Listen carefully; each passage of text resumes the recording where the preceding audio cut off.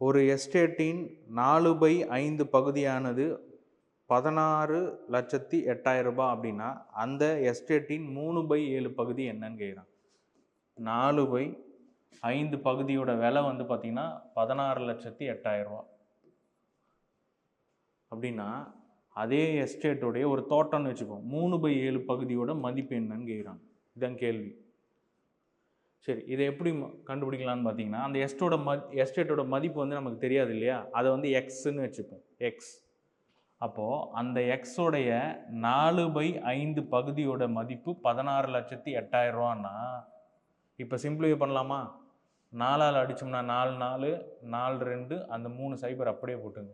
இப்போ X equal to இந்த 5ஆல் அப்படி மேலே எடுத்துகிட்டு போனால் என்ன வரும்? 0 0 0 5 2 10 1 5 4 20 21. ஸோ அப்போ இந்த எஸ்டேட்டோட மதிப்பு வந்து பார்த்தீங்கன்னா 22,10,000 ரூபா வந்துடும். கரெக்டா? கரெக்ட்.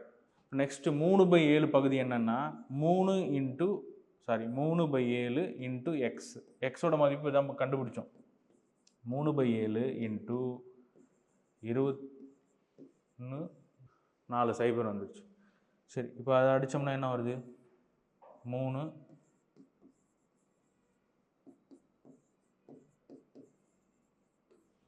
90,000.